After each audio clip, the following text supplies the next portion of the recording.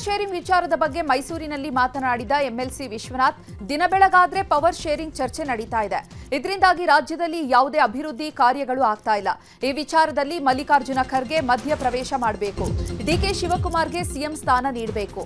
ಜೆಡಿಎಸ್ನಿಂದ ಸಿದ್ದರಾಮಯ್ಯರನ್ನ ಹೊರಹಾಕಿದಾಗ ಆಶ್ರಯ ಕೊಟ್ಟಿದ್ದು ಕಾಂಗ್ರೆಸ್ ಪಾರ್ಟಿ. ಆದ್ರೀಗ ಕಾಂಗ್ರೆಸ್ ಪಾರ್ಟಿಯನ್ನೇ ಮುಗಿಸಲು ಸಿದ್ದರಾಮಯ್ಯ ಮುಂದಾಗಿದ್ದಾರೆ. ಒಂದು ವೇಳೆ ಡಿಕೆಶಿಗೆ ಅಧಿಕಾರ ಹಸ್ತಾಂತರ ಮಾಡದೇ ಇದ್ರೆ ಮುಂದಿನ ದಿನಗಳಲ್ಲಿ ಕಾಂಗ್ರೆಸ್ ಧೂಳಿಪಟವಾಗಲಿದೆ ಅಂತ ವಾಗ್ದಾಳಿ ನಡೆಸಿದ್ದಾರೆ. ಕಾಂಗ್ರೆಸ್ ಕುರ್ಚಿ ಕಿತ್ತಾಟದ ಬಗ್ಗೆ ಶಿವಮೊಗ್ಗದಲ್ಲಿ ಮಾತನಾಡಿದ ಮಾಜಿ ಡಿಸಿಎಂ ಈಶ್ವರಪ್ಪ, ರಾಜ್ಯದಲ್ಲಿ ಅಭಿವೃದ್ಧಿ ನಿಂತು ಹೋಗಿದೆ. ಆದಷ್ಟು ಬೇಗ ಈ ಸರ್ಕಾರ ಬೀಳುತ್ತೆ. ದೇಶದ ಭೂಪಟದಲ್ಲಿ ಕರ್ನಾಟಕ ಮತ್ತು ತೆಲಂಗಾಣದಲ್ಲಿ ಮಾತ್ರ ಕಾಂಗ್ರೆಸ್ ಇದೆ. ಮುಂದಿನ ದಿನದಲ್ಲಿ ಸಿದ್ದರಾಮಯ್ಯ ಮತ್ತು ಡಿಕೆ ಶಿವಕುಮಾರ್ ಸೇರಿ ರಾಜ್ಯದಲ್ಲಿ ಕಾಂಗ್ರೆಸ್ನ ಮುಳುಗಿಸ್ತಾರೆ ಅಂತ ಕಿಡಿಕಾರಿದ್ದಾರೆ. ಇನ್ನು ಇದೇ ವಿಚಾರವಾಗಿ ಬಿಜೆಪಿ ಎಂಎಲ್ಸಿ ಅರುಣ್ ಕೂಡ ಪ್ರತಿಕ್ರಿಯಿಸಿದ್ದಾರೆ. ಕಾಂಗ್ರೆಸ್ನಲ್ಲಿ ಕುರ್ಚಿ ಕಿತ್ತಾಟ ಆಗ್ತಾ ಇದ್ರೆ ಮತ್ತೊಂದೆಡೆ ಬಿಜೆಪಿಯಲ್ಲಿ ರಾಜ್ಯಾಧ್ಯಕ್ಷ ಸ್ಥಾನಕ್ಕಾಗಿ ಜಗ್ಗಾಟ ಶುರುವಾಗಿದೆ. ಸದ್ಯ ಬಿವೈ ವಿಜಯೇಂದ್ರ ರಾಜ್ಯಾಧ್ಯಕ್ಷ ಸ್ಥಾನ ಉಳಿಸಿಕೊಳ್ಳಲು ಕಸರತ್ತು ಮಾಡ್ತಿದ್ದಾರೆ. ಇಂದು ದೆಹಲಿಯಲ್ಲಿ ಬಿಎಲ್ ಸಂತೋಷ್ ಅವರನ್ನ ವಿಜಯೇಂದ್ರ ಭೇಟಿ ಮಾಡಿದ್ದಾರೆ. ಈ ಕುರಿತು ಎಕ್ಸ್ನಲ್ಲಿ ವಿಜಯೇಂದ್ರ ಪೋಸ್ಟ್ ಹಂಚಿಕೊಂಡಿದ್ದು, ಭೇಟಿ ವೇಳೆ ಕಾಂಗ್ರೆಸ್ ಸರ್ಕಾರದ ವಿರುದ್ಧ ಮುಂದಿನ ಹೋರಾಟದ ಕುರಿತು ಚರ್ಚೆ ನಡೆಸಿದ್ದಾರೆ ಎನ್ನಲಾಗಿದೆ. ಜೆಡಿಎಸ್ ಪಕ್ಷಕ್ಕೆ 25 ವರ್ಷ ತುಂಬಿದ ಹಿನ್ನೆಲೆ ರಜತ ಮಹೋತ್ಸವ ಆಚರಣೆ ಮಾಡಲಾಗ್ತಾ ಇದೆ. ಜೆಪಿ ಭವನ ಕಚೇರಿಯಲ್ಲಿ ಬೃಹತ್ ಸಮಾರಂಭ ಮಾಡಲಾಗ್ತಿದೆ. ಸಮಾರಂಭದಲ್ಲಿ ಮಾಜಿ ಪ್ರಧಾನಿ ಎಚ್ಡಿ ದೇವೇಗೌಡರು, ಕೇಂದ್ರ ಸಚಿವ ಜೆಡಿಎಸ್ ರಾಜ್ಯಾಧ್ಯಕ್ಷ ಎಚ್ಡಿ ಕುಮಾರಸ್ವಾಮಿ ಮತ್ತು ನಿಖಿಲ್ ಕುಮಾರಸ್ವಾಮಿ ಭಾಗಿಯಾಗಿದ್ದಾರೆ. ಸಮಾರಂಭದಲ್ಲಿ ಪಕ್ಷ ಸಂಘಟನೆ ಬಗ್ಗೆ ಬಿರುಸಾದ ಚರ್ಚೆ ನಡೆಸಲಾಗಿದೆ. ಮುಂದಿನ ಎಲೆಕ್ಷನ್ನಲ್ಲಿ ಏನೆಲ್ಲ ತಂತ್ರಗಾರಿಕೆ ಮಾಡಿ ಗೆಲ್ಲಬೇಕು ಅಂತ ಗಂಭೀರವಾಗಿ ಚರ್ಚೆ ನಡೆಸಲಾಗಿದೆ. ಇನ್ನು ಕಾರ್ಯಕ್ರಮದಲ್ಲಿ ನಿಖಿಲ್ ಕುಮಾರಸ್ವಾಮಿ ಮಾತನಾಡಿದ್ದು, ದೇವೇಗೌಡರು ರೈತರ ಪರ ಇದ್ದು ಇಂದಿಗೂ ಕೂಡ ದಣಿವರಿಯದೆ ಸಾರ್ವಜನಿಕರಿಗಾಗಿ ತಮ್ಮ ಜೀವನವನ್ನೇ ಮುಡಿಪಾಗಿಟ್ಟಿದ್ದಾರೆ ಅಂತ ಹೇಳಿದ್ದಾರೆ. ರಾಜಕಾರಣದಲ್ಲಿ ಒಂದು ಶಕ್ತಿಯಾಗಿ ದಣಿವರಿಯದೆ ಈ ವಯಸ್ಸಿನಲ್ಲೂ ಕೂಡ ಈಗಾಗಲೇ 60-65 ವರ್ಷಗಳ ಸುದೀರ್ಘ ಕಾಲದ ರಾಜಕಾರಣದ ಬದುಕಿನಲ್ಲಿ ಸಾರ್ವಜನಿಕರ ಸೇವೆಗೆ ಅವರ ಜೀವನವನ್ನು ಮುಡಿಪಿಟ್ಟು ಈಗಲೂ ಕೂಡ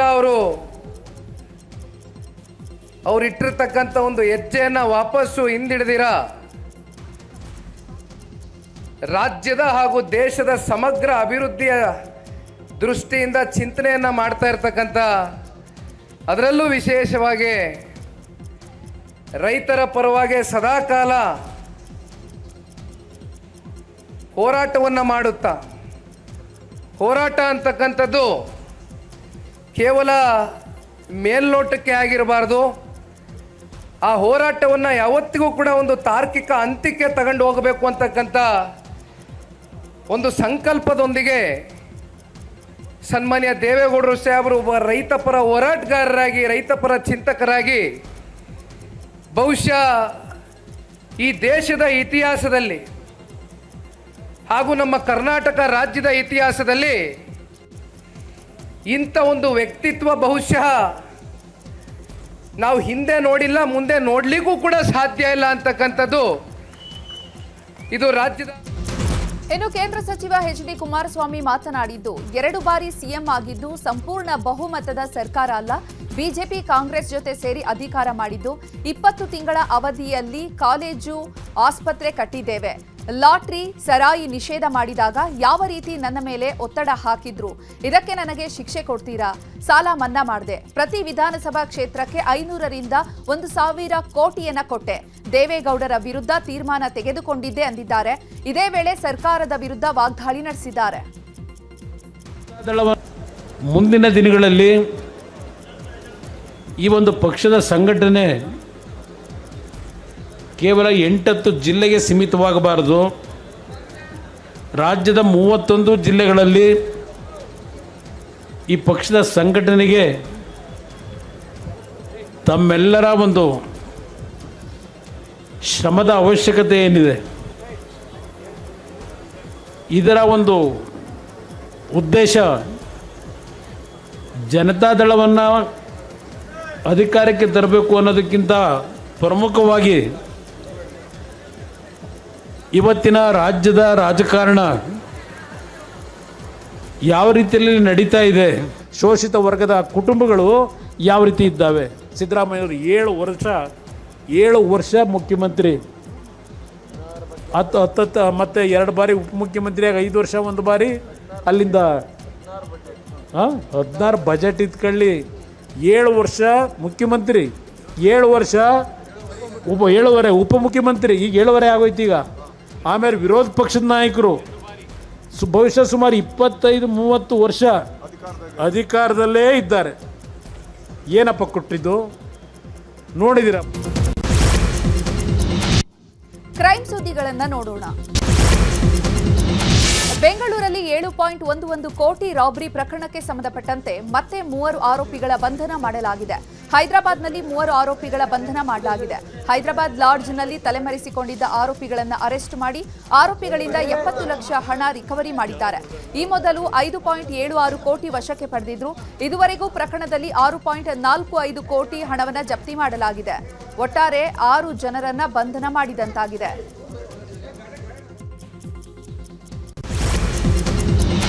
ಜೈಲುಗಳಲ್ಲಿ ಅಕ್ರಮ ಚಟುವಟಿಕೆ ವಿಚಾರದ ಹಿನ್ನೆಲೆ ಹುಬ್ಬಳ್ಳಿ ಉಪ ಕಾರಾಗೃಹದ ಮೇಲೆ ದಿಢೀರನೆ ಪೊಲೀಸರು ದಾಳಿ ಮಾಡಿ ಪರಿಶೀಲನೆ ನಡೆಸಿದ್ದಾರೆ. ಬಳಿಕ ಮಾತನಾಡಿದ ಪೊಲೀಸ್ ಆಯುಕ್ತ ಎನ್ ಶಶಿಕುಮಾರ್, ಡ್ರಗ್ಸ್, ಮಾರಕಾಸ್ತ್ರಗಳ ಬಗ್ಗೆಯೂ ಕೂಡ ತಪಾಸಣೆ ಮಾಡಲಾಗಿದೆ. 2 ಜೈಲಿನಲ್ಲಿ ಯಾವುದೇ ನಿಷೇಧಿತ ವಸ್ತುಗಳು ಸಿಕ್ಕಿಲ್ಲ ಅಂದಿದ್ದಾರೆ. ಹೈದರಾಬಾದ್ನಲ್ಲಿ 23 ಕೋಟಿ ವಂಚನೆ ಮಾಡಿದ್ದ ದಂಪತಿಯನ್ನ ಧಾರವಾಡ ಪೊಲೀಸರು ಬಂಧಿಸಿದ್ದಾರೆ.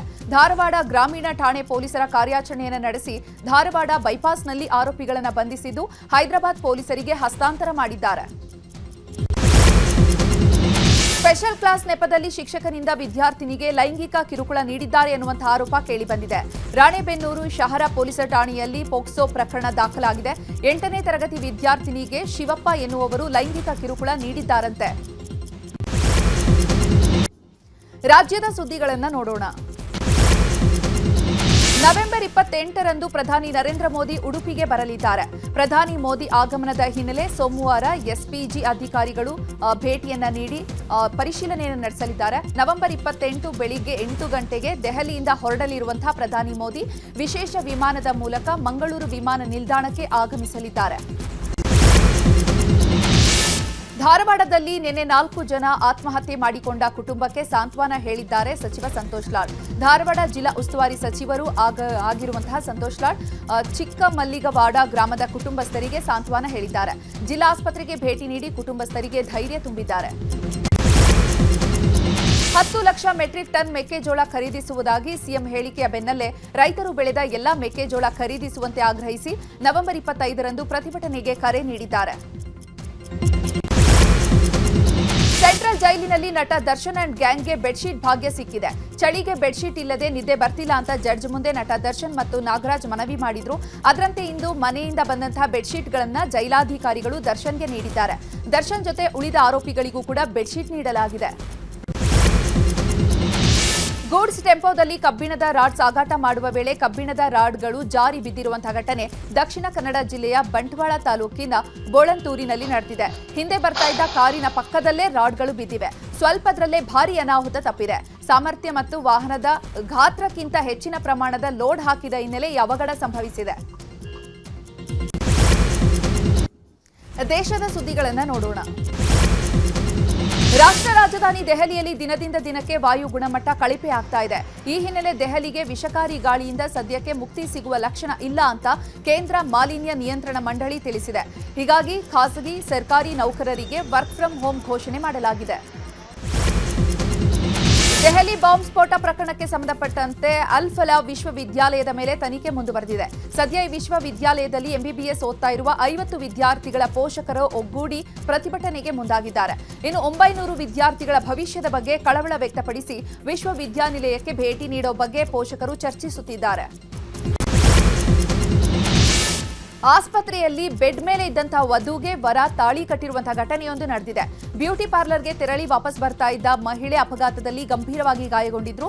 ಆಸ್ಪತ್ರೆಯಲ್ಲಿ ಚಿಕಿತ್ಸೆ ಪಡಿತಾ ಇದ್ದ ವಧುವಿಗೆ ಅಲ್ಲೇ ವರ ತಾಳಿಯನ್ನ ಕಟ್ಟಿರುವಂತಹ ಅಪರೂಪದ ಘಟನೆ ಕೇರಳದ ಕೊಟ್ಟಾಯಂ ಬಳಿ ನಡೆದಿದೆ. ಭಾರತ ಮತ್ತು ದಕ್ಷಿಣ ಆಫ್ರಿಕಾ ನಡುವಿನ ಎರಡನೇ ಟೆಸ್ಟ್ ಪಂದ್ಯದ ಮೊದಲ ದಿನದಾಟ ಅಂತ್ಯಗೊಂಡಿದೆ.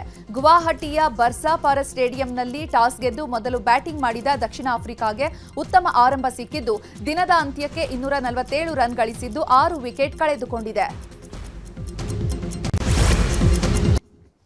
ಅಂತಾರಾಷ್ಟ್ರೀಯ ಸುದ್ದಿಗಳನ್ನು ನೋಡೋಣ. ಅಮೆರಿಕ ಅಧ್ಯಕ್ಷ ಡೊನಾಲ್ಡ್ ಟ್ರಂಪ್ ಮತ್ತು ನ್ಯೂಯಾರ್ಕ್ನ ನಿಯೋಜಿತ ಮೇಯರ್ ಜೊಹ್ರಾನ್ ನಡುವಿನ ಇತ್ತೀಚಿನ ಭೇಟಿಯ ಅನಿರೀಕ್ಷಿತ ಕಾರಣಗಳಿಗಾಗಿ ಸುದ್ದಿಯಾಗ್ತಾ ಇದೆ. ರಾಜಕೀಯ ಪ್ರತಿಸ್ಪರ್ಧಿಗಳಾದಂತಹ ಮಮ್ದಾನಿ ಮತ್ತು ಟ್ರಂಪ್ ನಿನ್ನೆ ಓವೆಲ್ ಕಚೇರಿಯಲ್ಲಿ ಸಾಂಪ್ರದಾಯಿಕ ಸಭೆ ನಡೆಸಿದ್ದಾರೆ. ಡೊನಾಲ್ಡ್ ಟ್ರಂಪ್ ನನ್ನನ್ನು ಬಂಧಿಸಬೇಕು ಎಂದಿದ್ದಾರೆ ಅಂತ ಜೊಹ್ರಾನ್ ಮನವಿ ಹೇಳಿದ್ದಾರೆ.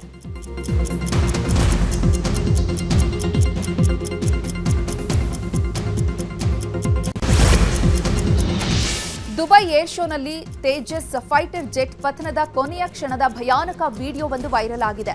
ಭಾರತೀಯ ವಾಯುಪಡೆಯ ಪೈಲಟ್ ವಿಂಗ್ ಕಮಾಂಡರ್ ನಮನ್ಶ್ ಸಯಾಲ್ ಅವರು ದುರಂತ ಅಪಘಾತದಲ್ಲಿ ಸಾವನ್ನಪ್ಪಿದ್ದಾರೆ. ವಿಮಾನ ಸ್ಫೋಟಕ್ಕೂ ಮೊದಲು ಪೈಲಟ್ ಹೇಗೆ ನಿರ್ವಹಿಸ್ತಾ ಇದ್ರು ಅನ್ನೋದು ವಿಡಿಯೋದಲ್ಲಿ ಸೆರೆಯಾಗಿದೆ. ವಿಡಿಯೋದಲ್ಲಿ ತೇಜಸ್ ಫೈಟರ್ ಜೆಟ್ ಗಾಳಿಯಲ್ಲಿ ತೇಲಾಡಿದ್ದು ಫೈಟರ್ ನಿಯಂತ್ರಿಸಲು ಹರಸಾಹಸ ಪಟ್ಟಿದ್ದು ವಿಫಲವಾಗಿ ನೆಲಕ್ಕುರುಳಿದೆ. ಭಾರತ ಪಾಕಿಸ್ತಾನ ನಡುವಿನ ಸಂಘರ್ಷ ಕೊನೆಗೊಂಡಿದೆ.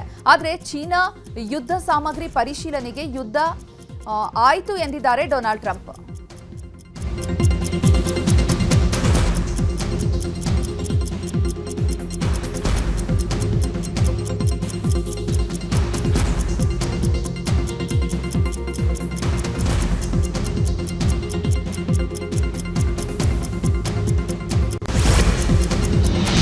ಪ್ರಧಾನಿ ನರೇಂದ್ರ ಮೋದಿ ಆಫ್ರಿಕಾದಲ್ಲಿ ಆಯೋಜಿಸಲಾಗಿರುವ ಮೊದಲ G20 ಶೃಂಗಸಭೆಯಲ್ಲಿ ಭಾಗಿಯಾಗಿದ್ದಾರೆ.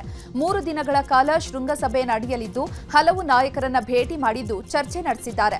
ಶೃಂಗಸಭೆಯಲ್ಲಿ ಮಾತನಾಡಿದ ಪ್ರಧಾನಿ ಮೋದಿ ಮಾದಕ ವಸ್ತು, ಭಯೋತ್ಪಾದನಾ ಸಂಬಂಧವನ್ನು ಎದುರಿಸಲು ಜಾಗತಿಕ ಆರೋಗ್ಯ ರಕ್ಷಣಾ ಪ್ರತಿಕ್ರಿಯಾ ತಂಡವನ್ನು ಸ್ಥಾಪಿಸುವ ಪ್ರಸ್ತಾವನೆ ಮಂಡಿಸಿದ್ದಾರೆ. ನೈಜೀರಿಯಾದ ಕ್ಯಾಥೋಲಿಕ್ ಶಾಲೆಯಿಂದ 315ಕ್ಕೂ ಹೆಚ್ಚು ಮಕ್ಕಳು ಮತ್ತು ಸಿಬ್ಬಂದಿಯನ್ನ ಬಂದೂಕುಧಾರಿಗಳು ಅಪಹರಿಸಿದ್ದಾರೆ. ಇದು ನೈಜೀರಿಯಾದಲ್ಲಿ ಅತ್ಯಂತ ಭೀಕರ ಸಾಮೂಹಿಕ ಕಿಡ್ನಾಪ್ ಕೇಸ್ ಆಗಿದೆ.